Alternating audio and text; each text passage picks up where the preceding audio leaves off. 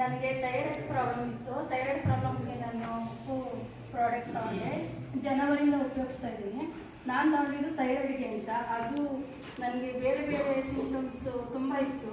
ನನಗೆ ಗೊತ್ತಿರಲಿಲ್ಲ ನಾನು ಥೈರಾಯ್ಡ್ ಒಂದೇ ಹೋಗೋದು ಅಂದ್ಕೊಂಡು ತಗೊಂಡಿದ್ದು. ಗರ್ಭಕೋಶ ಪ್ರಾಬ್ಲಮ್ ಇತ್ತು, PCOD. ಡಾಕ್ಟ್ರಿಗೆ ಹೇಳಿದ್ರೆ ಅವರು 108 ಆಪ್ರೇಷನ್ ಮಾಡಬೇಕು, ಗರ್ಭಕೋಶ ತೆಗಿಬೇಕು ಅಂತೆಲ್ಲ ಹೇಳಿದ್ರು. ನಾನು ಯಾವುದೂ ಮಾಡಿಸ್ಕೊಂಡಿರಲಿಲ್ಲ. ಇದರಿಂದ ಆಗೋದು ಕ್ಲಿಯರ್ ಆಯಿತು. ಮತ್ತು ಪೈಲ್ಸ್ ಪ್ರಾಬ್ಲಮ್ಮು, ಅದು ನನ್ನ ಮಗಳು ಹುಟ್ಟಿದಾಗ 25 ವರ್ಷದಲ್ಲಿ ಬಾಣಂತಿ ಬಂದಿದ್ದು.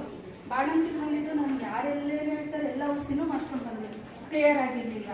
ಮತ್ತು ಆಪ್ರೇಷನ್ ಮಾಡಿಸ್ಕೊಂಡೆ. ಆಪ್ರೇಷನ್ ಆದಮೇಲೆ ಇನ್ನೂ ಪ್ರಾಬ್ಲಮ್ ಜಾಸ್ತಿನೇ ಆಯಿತು.